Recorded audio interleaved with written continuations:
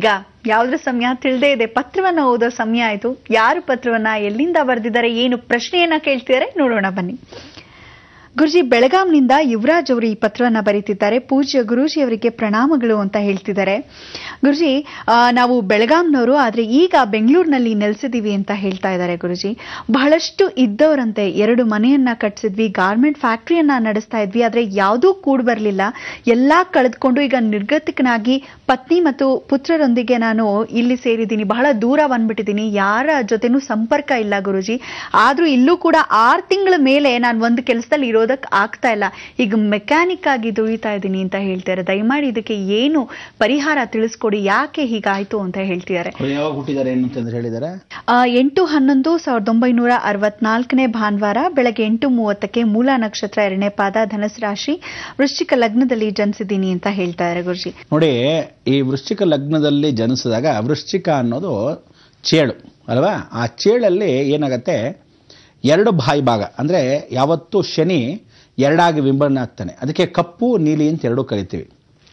ಜೀವನದ ಸುಖವನ್ನು ಕೊಡೋನು ಯಾವತ್ತೋ ನೀಲಿ ಶನಿ, ಕಪ್ಪು ಅಂದರೆ ಶನಿ ತುಳಿಯೋನು ಅಂತ. ಅದಕ್ಕೆ ವಕ್ರ ಶನಿ ಆಗಿರ್ತಕ್ಕಂಥವನು ವಕ್ರ ತ್ಯಾಗ ಮಾಡದೇ ಇದ್ದಾಗ, ಜೀವನದಲ್ಲಿ ಜನ್ಮ ಶನಿ ಅಂತ ಇದ್ದಾಗ, ಜನ್ಮ ಗುರು ಅಂತಿದ್ದಾಗ ಇದೆಲ್ಲ ತೊಂದರೆಗಳು.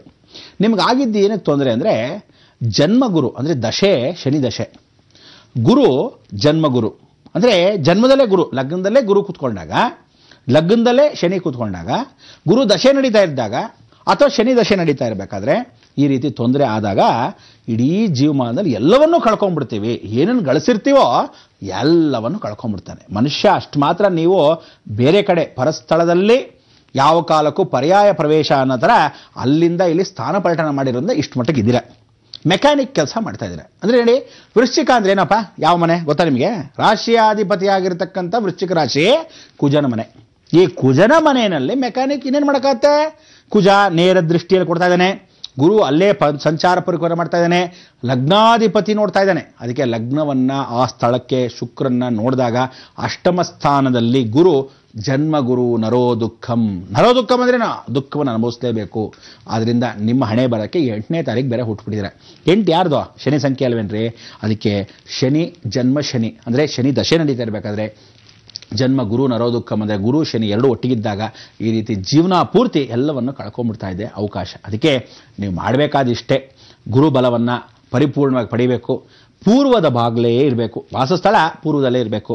ಪ್ರತಿದಿನ ಆಂಜನೇಯನ್ನ ಸಾಯಂಕಾಲ ದರ್ಶನ, ಬೆಳಗ್ಗೆಲ್ಲ ಸಾಯಂಕಾಲ ದರ್ಶನ. ಯಾಕಂದರೆ ಶನಿ ಕಪ್ಪು ಶನಿ ಇದ್ದಾಗ ಸಾಯಂಕಾಲ ದರ್ಶನ ಅಂತ ಕರಿತೀವಿ, ನೀಲಿ ಶನಿ ಇದ್ದಾಗ ಬೆಳಗ್ಗೆ ದರ್ಶನ ಅಂತ ಕರಿತೀವಿ. ಆ ರೀತಿ ಆ ಶನಿಯನ್ನ ಸಾಯಂಕಾಲವನ್ನು ಪರಿವರ್ತನೆ ಮಾಡೋ ಆಂಜನೇಯನ್ನ ಸಾಯಂಕಾಲ ದರ್ಶನ ಮಾಡ್ಕೊಂಡಾಗ ಶನಿ ಶಮನ ಮಾಡ್ತಿರ್ತಾರೆ. ಗುರು ದರ್ಶನ ಅಂದರೆ ಪ್ರತಿ ಬುಧವಾರ ದಿವಸ ಕಡಲೆಕಾಳನ್ನು ನೆನೆಸಬೇಕು, ದಕ್ಷಿಣಾಮೂರ್ತಿಗೆ ಹಾಕಬೇಕು, ದಕ್ಷಿಣಾಮೂರ್ತಿನ ಹುಡ್ಕೊಂಡೇ ಹೋಗಬೇಕು. ಎಲ್ಲಿದ್ದಾನೋ, ಹೇಗಿದ್ರು ಬೆಂಗಳೂರಲ್ಲಿದ್ದೀರಾ, ಒಳ್ಳೆಯದು. ನೀವು ಬೆಳಗಾಂ ಸಮಯದಲ್ಲಿದ್ದರೆ ಅಲ್ಲೆಲ್ಲೂ ಇರ್ತಾ ಇರಲಿಲ್ಲ ಖಂಡಿತವಾಗ್ಲೂ. ಅದಕ್ಕೋಸ್ಕರ ಈ ಸಮಯಕ್ಕೆ ಬಂದಿರೋದ್ರಿಂದ ಭಗವಂತನ ಕೃಪಾ ಕಟಾಕ್ಷ ಆಗಲಿ, ಆ ಗುರು ಅನುಗ್ರಹ ಇರಲಿ. ಆಮೇಲೆ ಪ್ರತಿದಿನ ಒಂದು ಗುರು ಸ್ಮರಣೆಯನ್ನು ನಿಮ್ಮ ಶ್ರೀಮತಿಯವ್ರನ್ನ ದತ್ತಾತ್ರೇಯ ಗುರು ಚರಿತ್ರೆ ಅಥವಾ ಸಾಯಿ ಸಚ್ಚರಿತ್ರೆ ಈ ಥರನ ಸಚ್ಚರಿತ್ರೆಗಳನ್ನು ಓದ್ತಕ್ಕಂಥವ್ರಾಗಿ ಸಾಯಂಕಾಲದಲ್ಲಿ ಪಠನೆ ಮಾಡಬೇಕು. ನಿಮ್ಮ ಶ್ರೀಮತಿಗೆ ಹೇಳಿಬಿಟ್ಟು ದಿನ ಯಾರ ಹತ್ರ ಒಂದು ಪುಸ್ತಕವನ್ನು ಇಸ್ಕೊಳ್ಳಿ. ಅಕಸ್ಮಾತ್ ಇಲ್ದರೆ ಆಶ್ರಮಕ್ಕೆ ಬನ್ನಿ, ಪುಸ್ತಕ ನಾನೇ ಕೊಡ್ತೀನಿ. ಆ ಪರಿವರ್ತನೆ ಮಾಡಿಕೊಂಡು ಪುಸ್ತಕವನ್ನು ಇಟ್ಕೊಂಡು ಪ್ರಾರ್ಥನೆನ ಮಾಡಿ ಗುರು ಸ್ಮರಣೆಯನ್ನು ಪ್ರತಿದಿನ ಸಾಯಂಕಾಲದಲ್ಲಿ ಮಾಡ್ತಾ ಇರಬೇಕು. ಆಗ ಸಾಯಂಕಾಲ ಸೂರ್ಯ ಅಸ್ತವಾಗ್ತಾ ನಿಮ್ಮ ಕಷ್ಟಗಳು ಅಸ್ತವಾಗುತ್ತೆ. ಏನು ಹಳೇದಾಗಿದ್ರಿ ಅಲ್ಲಿವರೆಗೂ ಹೋಗೋಕ್ಕಾಗದೇ ಇದ್ರು ಕನಿಷ್ಠ ಪಕ್ಷ ನಿಮ್ಮ ಕಾಲ ಮೇಲೆ ನಿಂತ್ಕೊಂಡು ಜೀವನ ನಡೆಸೋಕ್ಕೆ ಭಗವಂತ ಕೊಡಲಿ. ಆ ಮೆಕ್ಯಾನಿಕ್ ಕೆಲಸ ಏನು ಮಾಡ್ತಾ ಇದ್ದೀರಾ, ಶ್ರಮ ಅಲ್ವಾ? ಆ ಶ್ರಮದಲ್ಲಿ ಕೆಲಸ ಮಾಡಿಸೋನೇ ಶನಿ. ಸೊ ಕಷ್ಟಪಟ್ಟು ಶನಿ ಕೆಲಸ ಮಾಡಿಸ್ತಾ ಇದ್ದಾನೆ ಅಂದರೆ ಒಂದು ರೀತಿಯ ಸಂತೋಷ ಪಡಿ. ಯಾಕೆಂದರೆ ಜೀವನದ ಕಷ್ಟ ಅಷ್ಟು ನಿಮಗೆ ತೋರಿಸ್ಬಿಟ್ಟಿದ್ದಾನೆ. ಒಳ್ಳೆಯದಾಗಲಿ. ಯಾವ ಕಾಲಕ್ಕೂ ಮುಂದೆ ಹಳ್ಳಕ್ಕೆ ಬೀಳಬೇಡಿ. 2 ಕಡೆ ಹಳ್ಳಕ್ಕೆ ಬಿದ್ದಿದ್ರಿ, ಒಂದು ಸ್ನೇಹಿತನ ನಂಬಿಕೊಂಡು ಅಂದರೆ ಪಾರ್ಟ್ನರ್ಶಿಪ್ನಲ್ಲಿ ನಂಬಿಕೊಂಡು, 2ನೇದಾಗಿ ನೀವೇ ಮಾಡ್ಕೊಂಡಿದ್ದು ತಪ್ಪು. ಬಿಸ್ನೆಸ್ನ ಯಾರ ಕಾಲಕ್ಕೂ ಯಾರಿಗೂ ಹೇಳ್ಕೊಡ್ಬಾರ್ದಾಗಿತ್ತು, ಅದನ್ನು ನೀವು ಹೇಳ್ಕೊಟ್ಟಿದ್ದು.